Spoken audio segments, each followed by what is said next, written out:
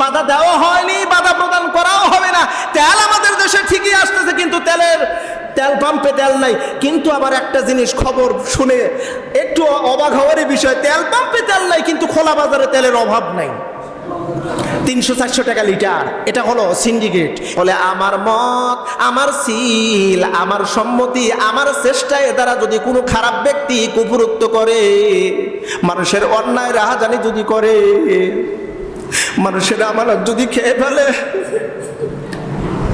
মানুষের ক্ষতি সাধনমূলক কাজ যদি করে, আল্লাহর বান্দা তুমি লিখে নাও, বিনা তওবায় মারা গেলে তুমি জাহান্নামী।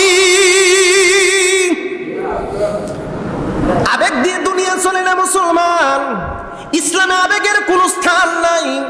ইসলাম বলে সব সময় আফালা তাতাফাক্কারুন, তুমি কেন গবেষণা করো না, তুমি কেন চিন্তা করো না?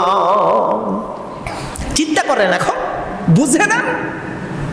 আমি যদি আমার এই গ্রামের একজন খারাপ ব্যক্তিকে সম্মতি দিলাম, ভাই আপনি লিডার, আপনি গ্রাম পরিচালনা করেন, হ্যাঁ আমার সম্মতিতে সে লিডার হয়ে গেল, নেতা হয়ে গেল, পরামানিক হয়ে গেল।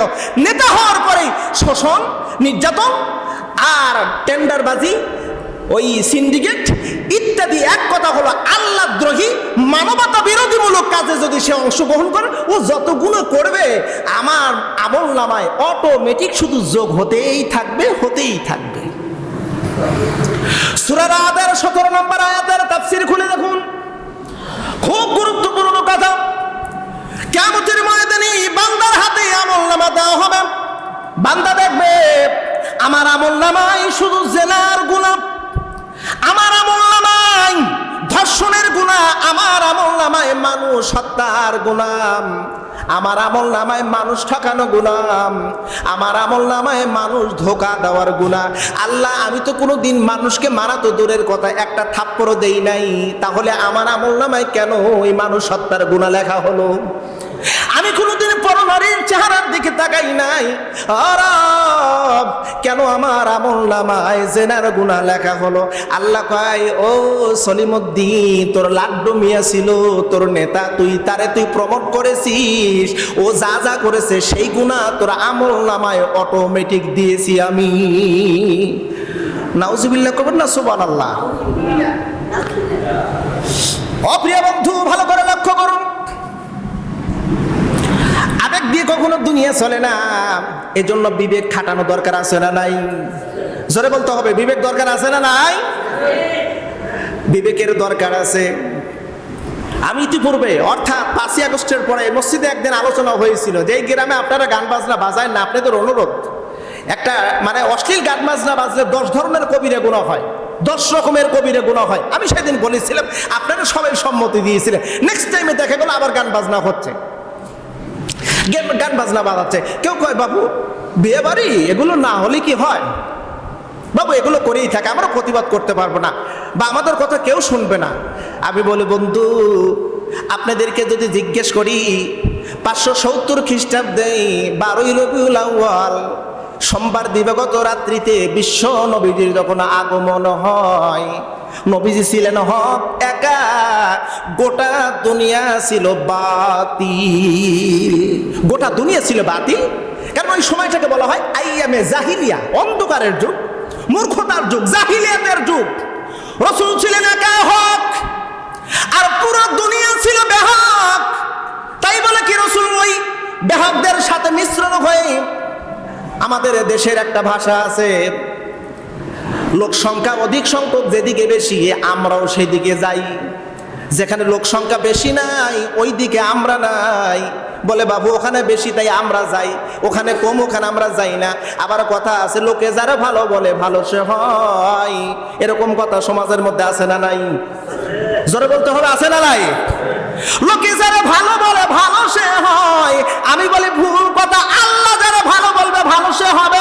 লোকের ভালোর কথা আল্লাহ শুনবে না, আল্লাহ যাকে ভালো বলবে ওই ব্যক্তি কেবল আল্লাহর কাছে ভালো, ওই ব্যক্তি কেবল ভালো।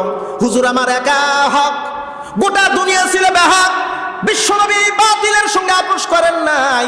দেখা গেল আল্লাহর নবীজি একা থাকতে থাকতে তার দল দিনে দিনে ভারী হয়ে গেল। পুরো গ্রামে অন্যায় অপকর্মের দিকে, আল্লাহর কসম করে বলে আপনি একা হকের পথে থাকবেন। যদিও আপনার দ্বারা অন্যায় যদি দূর নাও হয়, এর ইহসান, এর যাজা ক্ষয়ের থেকে আপনি বঞ্চিত হবেন না। গোটা দুনিয়া যদি হক বেহক হয়ে যায়, আমি বেহকের সাথে সম্মতি জ্ঞাপন করতে পারি না। এতে যদি আমার জীবন চলে যায়, হকের পথে আমি অটুট থাকবো। আমারও স্পষ্ট পরিষ্কার কথা হলো, বাতিলের সাথে আপোষ করে কোনো কথা নাই, বাতিলের কাছে মাথা নত করে কোনো কথা। কেউ যদি অন্যায় করে, সাদাকে সাদা কালাকে কালা, যদি এটাকে যদি মনে করেন না সাদাকে সাদা বলা যাবে না, কালা বলতে হবে, বুঝবো ওই লোকটা বাতিলের সাথে সম্পৃক্ততায় আছে। স্পষ্ট কথা। অবন্ধ লক্ষ্য করে দেখেন, গোটা বাংলার জমিন এখন সিন্ডিকেটের আওতায় পড়ে গেছে। গোটা বাংলার জমিন সিন্ডিকেটের আওতায়। একটা ভিডিও ফুটেজ দেখে আমি চোখের পানি ধরে রাখতে পারলাম না। আপনারা নাম শুনেছেন সম্ভবত, হাফেজ হাসান নবীন, এনামুল হাসান নবীন, একজন হৃদয়বান ব্যক্তি, সহৃদয়বান ব্যক্তি। এরকম উদ্যোক্তা বাংলার জমিনে যদি প্রত্যেকটা জেলায় একটা করে লোক থাকতো, 64টা জেলার মানুষ আপাতত বিশেষ কিছু মুহূর্তে দ্রব্য অর্থাৎ পোশাক পরিচ্ছেদগুলো অল্প দামে কিনতে পারত। এনামুল হাসান নবীন তিনি একটা পোশাক ফ্যাশন, অর্থাৎ তিনি পোশাক তৈরির কারখানা করেছেন, নাম দিয়েছেন নবীন ফ্যাশন। ঢাকার বিভিন্ন জায়গায় শাখা প্রশাখা আছে, আমরা ইতিপূর্বে জানি নাই, কিন্তু এই বছরটা জানলাম। তিনি অল্প মূল্যে পাঞ্জাবি এবং পায়জামা বিক্রয় করেন। 300 টাকায় পাঞ্জাবি, 140 টাকায় পায়জামা, এবং গুণগত মানের দিক দিয়ে কাপড়গুলো যথেষ্ট পরিমাণ কোয়ালিটি সম্পন্ন। ঢাকার মগবাজারে তার একটা মেইন, যেটা তার মূল শপিং, এটা বিক্রয় করতেছিলেন। কিছু সিন্ডিকেটাররা এসে বললেন যে না, আপনি 300 টাকায় বিক্রয় করতে পারবেন না, 3000 টাকায় আপনাকে পাঞ্জাবি বিক্রয় করতে হবে, আর 1700 টাকায় পায়জামা বিক্রয় করতে হবে। যদি করতে পারেন তাহলে ব্যবসা চালাবেন, আর যদি করতে না পারেন ব্যবসা বন্ধ করে আপনি বাট্টি বুট্টি বাদে এখান থেকে সরে যান। লোকটি নিরুপায় হয়ে প্রশাসনের আশ্রয় নিলেন। প্রশাসন উনি জবাব দিলেন যে নবীন ভাই, আপনি ওনাদের সাথে পাল্লা দিয়ে পারবেন না, ওনাদের অবস্থায় বন্ধ আছে। প্রশাসন সহযোগিতা করার পরিবর্তে কি বললেন, ওনাদের সাথে পাল্লা দিয়ে পারবেন না, বরং আপনি ওদের সাথে আপোষে যান। ওনারা যা বলে 300 টাকার জিনিস আপনি 3000 টাকা বিক্রয় করেন। আফসোস, বরং আরো সাধুবাদ জানানো দরকার। ভাই, আপনি এত সুন্দর উদ্যোগ নিয়েছেন, সামান্য মূল্যে আপনি কাপড়গুলো আপনি বিক্রয় করতেছেন, আপনাকে তো মোস্ট ওয়েলকাম। এটা দেখে তো বাংলার জমিনে আরো কয়েকটা ঘরের মানুষ উদ্যোক্তা নেবে, সেখানে তাকে বাধা দেওয়া হলো। বড় আফসোস হয়, এটা নেগেটিভ সেন্সে নিয়েন না আপনারা। আমার দেশের জ্বালানি মন্ত্রী বললেন তেলের ঘাটতি নাই, যথেষ্ট পরিমাণ তেলের মজুদ আছে। হ্যাঁ, কথা সত্য, ওনার কথা 100% সত্য। আমাদের মন্ত্রী না সিরাজগঞ্জের ইকবাল হাসান টুকু, জ্বালানি মন্ত্রী, তিনি কথা বলেছেন যথেষ্ট পরিমাণ যুক্তি সমর্থিত কথা। কথায় যুক্তি আছে, কিন্তু কথায় আছে না, কথায় যুক্তি আছে কিন্তু সাক্ষী দুর্বল। তেল মজুদ, তেল পাম্পে তেল নাই, তেল যায় কোথায়? সিন্ডিকেটের আওতায় পড়ে গেছে, সিন্ডিকেটরা ধরে রাখছে। গত রাত্রি তো দেখলাম একটা তেলের জাহাজ চলে আসছে, এবং এই যে হরমুজ প্রণালী, আমরা যেটাকে মেনশন করে আমরা বিভিন্ন জায়গায় গুজব ছড়াচ্ছি, কারণ আপনি মিডিয়ার যুগ, আপনার অন্ধচোখে থাকার কোনো সুযোগ নাই। মিডিয়া আছে, এখন আপনি সব কিছু পরিষ্কার দেখতে পারবেন। হরমুজ প্রণালী থেকে সেখানে নাকি জাহাজ বন্ধ করে দেওয়া হয়েছে, তেল আর আসতে পারবে না, এটা যুদ্ধের কারণে এরকম একটা সমস্যা হয়েছে। অথচ ইরান পরিষ্কার বার্তা বলে এখানে বাংলাদেশের জাহাজ আসতে পারবে, তেলের জাহাজ আসতে পারবে, তাদেরকে কোনো প্রকারের বাধা করা হবে না, বাধা দেওয়া হয়নি, বাধা প্রদান করাও হবে না। তেল আমাদের দেশে ঠিকই আসতেছে, কিন্তু তেল পাম্পে তেল নাই।